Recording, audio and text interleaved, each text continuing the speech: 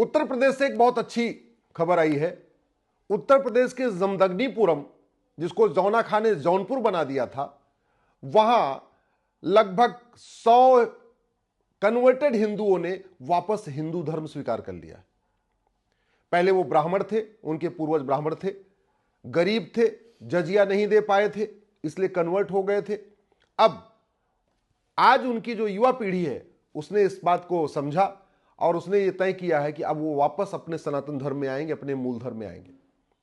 मैं इसका स्वागत करता हूं और मैं अपने सभी संत महात्मा, आचार्य, मंडलेश्वर, महामंडलेश्वर, माननीय शंकराचार्य, जितने हमारे कथावाचक हैं, सबसे आग्रह करता हूं कि घर वापसी अभियान शुरू करें। जो विदेशी पंथ में लोग गए हुए हैं हमारे, उन सब को आने के लिए एक प्रक्रिया शुरू करें, सबको घर वापसी कराएं, उनका स्वागत करें और यह हमारे देश के लिए बहुत अच्छा है। एक बात याद रखिएगा, भारत में 99% जो लोग आज गैर हिंदू हैं, इनफैक्ट वो कन्वर्टेड हिंदू हैं। या मुस्लिम्स मुश्किल से 100 घर हैं जो बाहर से आए थे। एक ओवैसी फैमिली है, एक दुरानी फैमिली है, एक बुखारी फैमिली है, या एक मदनी फैमिली है। ऐसे चंद 100 परिवार हैं जो बाहर से आए थे, अदरवाइज सब यहीं के हैं। कोई ब्राह्मण था, कोई क्षत्रिय था, कोई वैश्य था, कोई दलित था, कोई यादव था, कोई पटेल था, कोई शुक्ला था, कोई पांडे था, कोई धोबी था, कोई नाई था, सब ऐसे ही थे। कुछ लोग डर के, हमारे जो पूर्वज थे, कुछ हमारे पूर्वज डर गए थे इसलिए कन्वर्ट हो गए थे। कुछ हमारे पूर्वज ऐसे थे जिनकी आर्थिक स्थिति अच्छी नहीं थी, वो जजिया नहीं दे पा रहे थे इसलिए कन्वर्ट हो गए थे। तो भारत में जो 20% गैर हिंदू हैं, उसमें से 99% कन्वर्टेड हिंदू हैं। तो जो कन्वर्टेड हिंदू हैं उनको वापस लेना चाहिए। ये समाज की भी जिम्मेदारी है, ये सरकार की भी जिम्मेदारी है। सरकार को भी घर वापसी को प्रोत्साहित करने के लिए एक स्कीम लॉन्च करनी चाहिए। मैं क्यों कह रहा हूं सरकार को लॉन्च करना चाहिए? क्योंकि अगर वो हिंदू बनेंगे तो भारत का संविधान मजबूत होगा, और अगर वो विदेशी पंथ में जाएंगे तो भारत का संविधान कमजोर होगा, और संविधान ही नहीं कमजोर होगा, देश की एकता अखंडता कमजोर होगी, आपसी भाईचारा कमजोर होगा। अल्टीमेटली आप यहां देखिए, पिछले 70 साल में या इस समय बांग्लादेश में जो हिंदुओं का नरसंहार कौन कर रहा है? कन्वर्टेड हिंदू कर रहे हैं। पाकिस्तान में हिंदुओं का नरसंहार कौन कर रहा है? कन्वर्टेड हिंदू कर रहे हैं। भारत के अंदर, चाहे वो कश्मीर हो या चाहे आपके मणिपुर हो, जो हिंदुओं का नरसंहार करते हैं कौन है? वो कन्वर्टेड हिंदू है, जो हिंदू क्रिश्चियन बन गए या जो हिंदू मुस्लिम बन गए थे।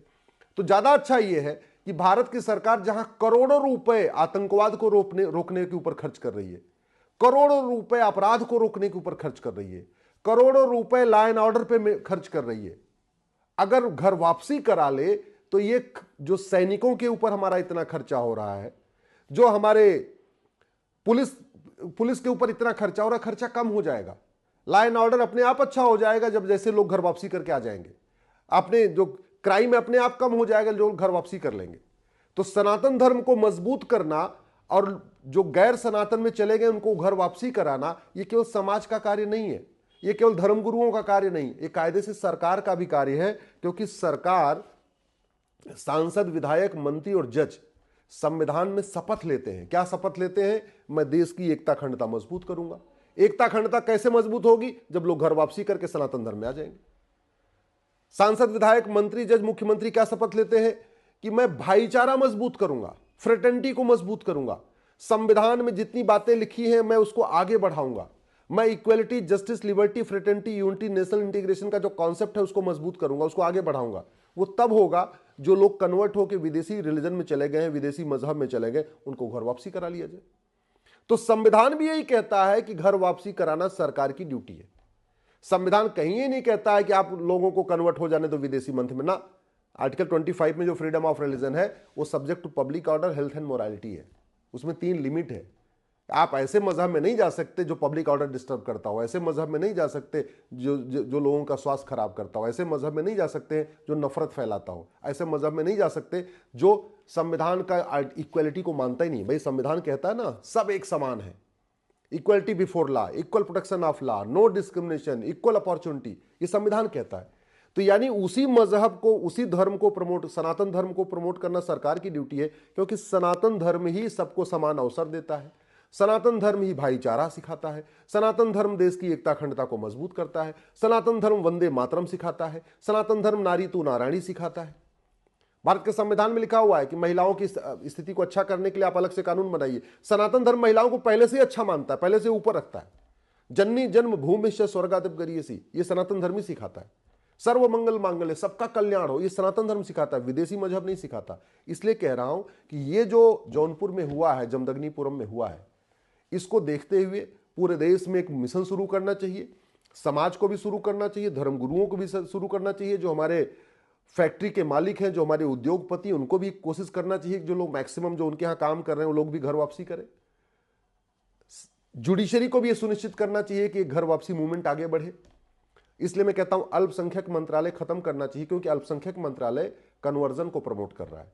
अल्पसंख्यक मंत्रालय की बजाय घर वापसी मंत्रालय शुरू करना चाहिए कि भैया जो जो घर वापसी करेगा उसको हम 2 लाख रुपए देंगे या 5 लाख रुपए देंगे। एक पर्टिकुलर अमाउंट शुरू करना चाहिए, वो बहुत फायदा करेगा, भारत की संस्कृति मानेगा। अब बात आई कि घर वापसी कराएं तो उनको किस जाति में ले जाएं।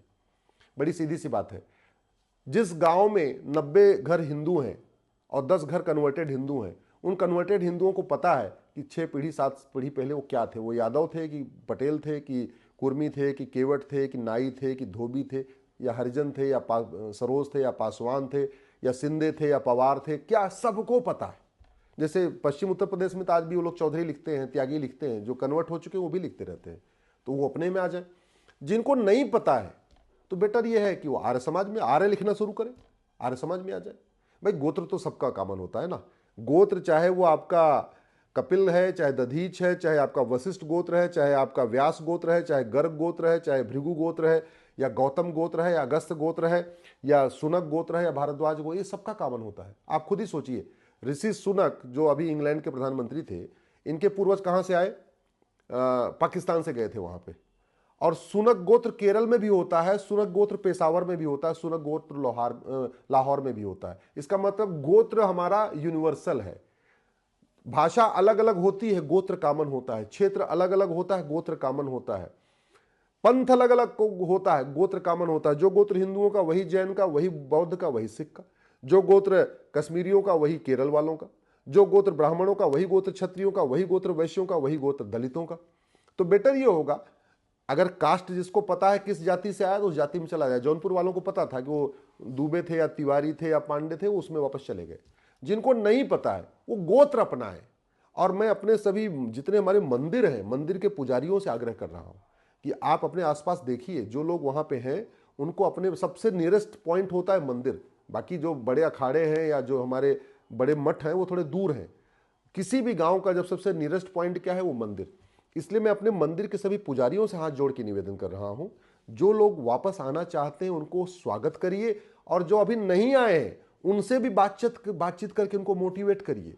उनको बताइए सनातन धर्म में आने का कितना फायदा है।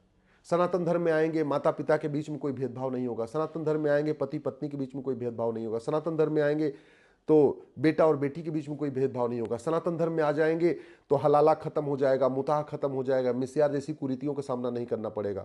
सनातन धर्म में आ जाएंगे तो बहन बेटियों को सौतन का वो नहीं करना पड़ेगा कि उनकी 2-3 सौतन आ जाएंगी। सनातन धर्म में आएंगे तलाक़े हसन नहीं होगा, तलाक़े हसन नहीं होगा, तलाक़े बाइन नहीं होगा, तलाक़े किनाया नहीं होगा। सनातन धर्म में आ जाएंगे तो जून के महीने में बुर्का नहीं पहनना पड़ेगा। जैसे पिता आराम से सर खोल के रखेगा, वैसे माता भी सर खोल के रखेगी। सनातन धर्म में आ जाएंगे तो जैसे पिता सूती कपड़ा पहनेगा बढ़िया, वैसे माता को भी पहनना पड़ेगा। ऐसा नहीं कि कपड़े साड़ी के ऊपर कुछ और बुर्का भी पहनना पड़ेगा। तो सनातन धर्म के फायदे हमारे सभी ऋषियों को, मुनियों को, जितने हमारे मठ मंदिर के पुजारी हैं, जितने हमारे कथावाचक हैं, जितने महामंडलेश्वर हैं, सबको सनातन धर्म का फायदा पब्लिकली बताना चाहिए कि सनातन धर्म में आने का क्या फायदा है। सरकार से भी निवेदन करता हूं, अल्पसंख्यक कल्याण मंत्रालय खत्म करिए, घर वापसी मंत्रालय शुरू करिए। और कोई स्कीम अगर लॉन्च करना है कि भैया ठीक है 5 लाख रुपए मिलेगा जो आदमी वापस सनातन धर्म में आएगा, तो लॉन्च करिए। भारत के लोग टैक्स देने के लिए तैयार है, इसमें कोई दिक्कत नहीं है। और सनातन धर्म को प्रमोट करने के लिए टैक्स खर्च भी किया जाता है। क्यों? क्योंकि Sanatan equality, justice, liberty, fraternity, unity, national integration सिखाता है। सनातन वो सारी बातें सिखाता है जो संविधान सिखाता है। तो संविधान का प्रचार करने के लिए, संविधान को मजबूत करने के लिए, देश की एकता अखंडता को मजबूत करने के लिए पैसा खर्च किया जाता है। तो सनातन में आने से देश की एकता अखंडता मजबूत होगी, भाईचारा मजबूत होगा, समता समानता समानता समरसता मजबूत होगी, अपराध कम होगा, नफरत कम होगी, दंगे कम होंगे, पत्थरबाजी कम होगी। सनातन धर्म में आने से अलगाववाद, कट्टरवाद, जिहाद खत्म होगा। सनातन धर्म में आने से लव जिहाद खत्म होगा, ड्रग जिहाद खत्म होगा। सनातन धर्म में लोग आ जाएंगे तो धर्मांतरण अपने आप ही बंद हो जाएगा। सनातन धर्म में आ जाएंगे तो अराजकता खत्म होगी। इसलिए सनातन धर्म को प्रमोट करने के लिए सरकार को एक विशेष स्कीम लॉन्च करनी चाहिए। मेरा मानना है कि कम से कम प्रति परिवार 5 लाख रुपए देने के लिए एक स्कीम लॉन्च करनी चाहिए।